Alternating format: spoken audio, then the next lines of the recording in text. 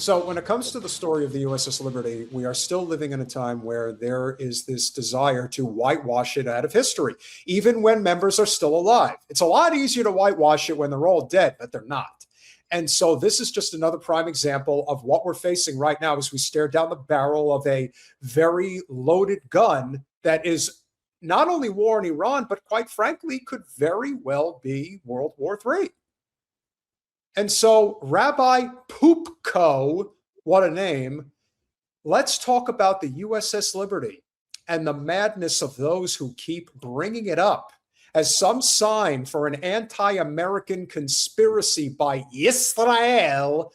USS Vincentis shot down Iran Air Flight 655 and killed 290 people. Whoops, mistake, never mind. The U.S. Air Force fires at Iraq's Amaria shelter in 1991, killing over 400 Iraqi civilians, thinking they were Iraqi's army. Whoops, mistake, never mind. Again, they're talking like we are on the side of U.S. imperialism. They're trying to, again, they know that the U.S. is their bitch, and yet they still want to smack them around and be like, oh, yeah, well, they're the real killers. We just tell them what to do. The U.S. Air Force bombing an Iraqi wedding in Mukesh, Iraq in 2003. Let's move on. The U.S. Air Force bombs a civilian train in Gridleka, Serbia, 1999.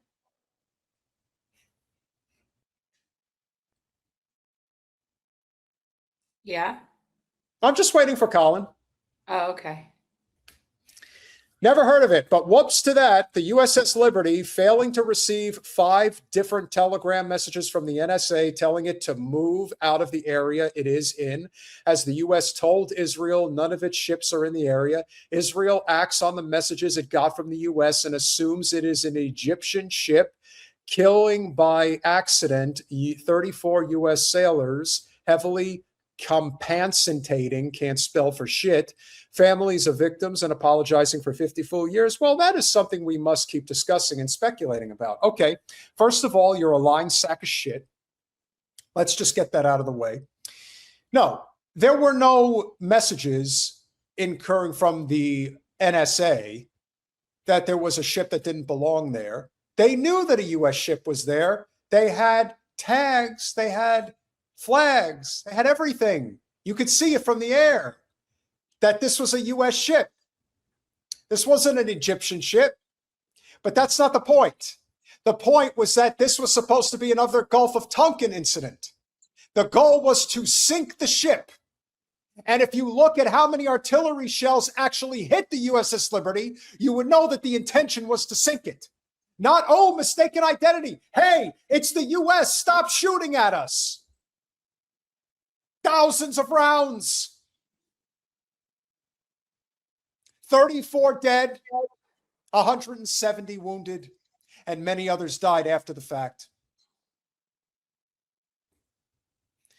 The psychopaths going on social media every day, the psychopaths, yeah, you would know, Rabbi, desecrating the memory of the American servicemen of the USS Liberty.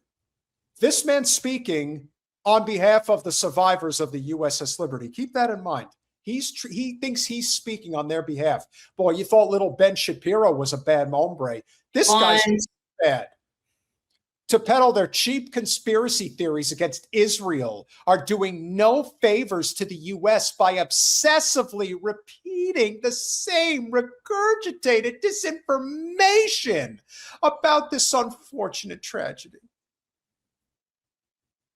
No, the unfortunate tragedy is that you still have pull within our government. And as you tend to want to rewrite history, which is always the case with Israel, and that's what they do because they're as fake as a $3 bill, we're now going to prove to you, much as it was on that fateful day, and you're going to want to check out the clip that's dropping at 10 p.m. Eastern time tonight after our live stream.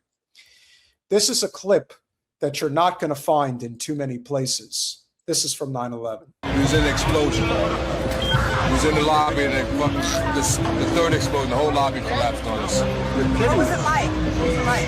Horrible. It's like hell. No. The whole building just collapsed on us inside the lobby. Was that a secondary explosion?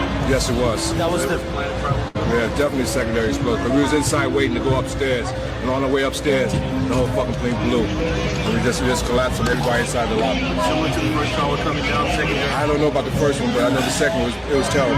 Then there was a third one too after that one. Yes. Everybody was inside the building, waiting to go upstairs, and they just let loose. Everything just let loose. So there was a third explosion. Well, that's interesting. Well, there's some information. You know. That's what I'm always going to believe. Yeah. Always. I mean, and this is not the first instance where I have seen firefighters contradicting the narrative and this was not brought to the forefront. There's a conversation that was had between one of the firefighter chiefs on the ground outside and the firefighters in the tower. And what they were reporting inside the tower is not what we were told. Explosions. That's what I'm saying. And I will always believe the firefighters. Inside the building. So what you tell me is that there was a plane or whatever hit the building, and then the secondary explosion. It was like 3 explosions after that. We came in after the fire. We came when the fire was going on already. We was in the staging area inside the building, waiting to go upstairs. And they exploded. The whole lobby collapsed on the lobby inside. Just mayhem I after wonder that. that Just too, everybody Jason. trying to work their way out. Trying to help all the brothers get out. Probably not. And I'm going to say that given by what they're covered with, that probably not. A lot of They're these, all covered in asbestos. yeah, I mean, these guys, a lot of them, and the ones who are still around, a lot of them are still suffering from major health complications. So who knows? But yeah, why haven't we seen this video before? This is exactly why when people say that Silverstein, in his connections with Israel, 1000% orchestrated this event. And again, does this mean that Aswari and Atta did not fly those planes into the North and South Tower? No, I'm sure they did. But do you really think that this wasn't Operation Main Event? That this wasn't a planned event?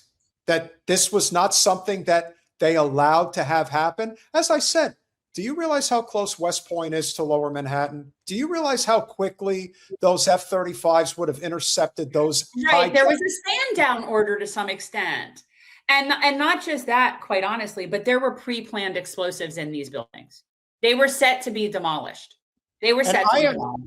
And I am in no way, that's just what it sounds like. And I am in no way, shape, or form ever defending George W. when I say this. But you want to talk about the village idiot that they put into the White House? Wow. You want to talk about a person who was completely kept in the dark from a lot of the shit that was really going on? He couldn't have handled the truth, and he also wasn't smart enough to really wrap his head around what needed to be done anyway. Hence why the Supreme That's Court, why he was there. Yeah, the Supreme Court installed the president. And at the end of the day, Dick Cheney was the one running the show. Dick Cheney, who was never elected to anything and selected himself as the vice president. And then the next thing you know, he gets in there and he's running the show. I mean, for the love of Christ, how? That was all put in the plans and all of that about 9/11 and what our response to be. All of those things were put into play into a plan years before. People like Rumsfeld and Wolfowitz and Cheney, those guys were planning that from the Reagan days.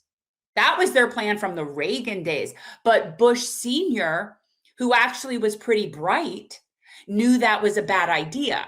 Yeah. Which is, you know, they had to wait out Clinton. But you see, that's why they probably got rid of him after his first term. This is exactly why. And again, this is one of the things about our channel where it gets heavily suppressed. When we cover stories like Lutnick and Silverstein, they heavily suppress them because they know we're itching a little too close to the truth. Now, of course, what we probably should do is at least once a week. And again, just so you guys know, keep this in mind, the clip that we are dropping tonight in just over 45 minutes, it is demonetized. So you're definitely going to want to check it out because it hits on a lot of what we're talking about right now and from a different angle. So keep that in mind and we'll finish this out. A lot of people trapped inside. I was sitting in the Brooklyn Navy Yard across from Brooklyn. We watched the first explosion. As we watched the building, we saw a black, very large airplane fly right into the second building. It came out of the south, right in front of our eyes. Just, it was so surreal, like a movie set. Second and third explosions also, right? We were in the building for the third one, and it collapsed. It was on this drive here for the other one. People don't understand. There may be more. Any one of these fucking buildings could blow up. This ain't done yet. This is on top of this. That could be no worse than this. Could be nothing no more worse than this. You're in the building trying to help people, and it's exploding on the inside the building. So. The person who wants to know the name of the man that took out the insurance policy, that's Silverstein. Larry Silverstein. Larry Silverstein. He owned the World Trade Center, and he took out like a 99-year lease agreement on the property. And within like a month, maybe 6 weeks of when the attack happened, he took out terrorism insurance on the property. And the payout was $4 billion. You know who gave him that payout? Not Governor Pataki. Governor, I am into hookers, Spitzer. This is why people hate Jews. It's understandable, because the Zionist Jews who run the world, you know, kind of like the banking cartels, this is a prime example of how the conflation between Zionism and Judaism must be interlinked, because if it's not, they're going to be able to continue to get away with what they're getting away with. So apparently today is the anniversary of the first World Trade Center bombing in 93. 1993, that's correct. Yeah, today. Yeah, 1993. I remember it. I remember it well, too. My late grandfather was actually a hero that day. He was a bus driver. He actually helped get a bunch of kids out of there. It was pretty bad. But they did the And that's what pisses me off the most right there. The hypocrisy. Hypocrisy, of course. I don't care if he is into hookers. I don't care if he's into hookers. I don't care if he cheats on his wife. I care that you do that and then make it not legal for other people. Well, what about all the closeted homosexual politicians, like the guy who was constantly pushing anti-gay legislation, who got caught in that Minnesota bathroom with the shit under the stall? That's still one of my all-time favorite stories. That is an all-timer. And Medi wants to know if I could tell her why so many Jewish last names are earth metals, like gold, silver, diamond. I don't know. I don't know why.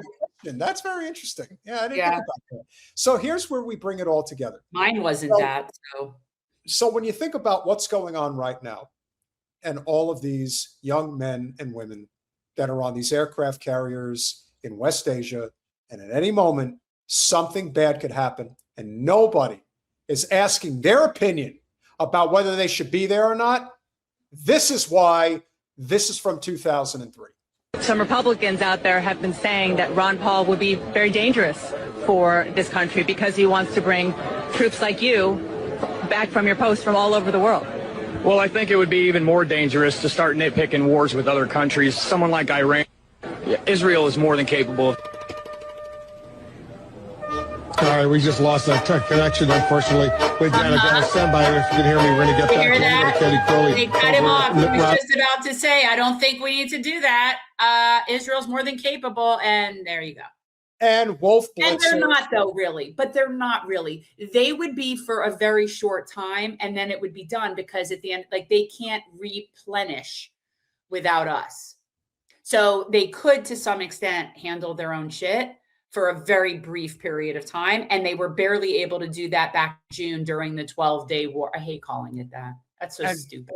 And on top of everything else, again, cliche, and more cliche. Wolf frickin' Blitzer, who has always been an ardent Jewish Zionist, who always is ready, willing, and able. And again, this is not the only one. There are many instances that you can look up of Blitzer cutting off somebody who went off script. This is not new. And if it goes, he's like a major neocon war hawk supporter.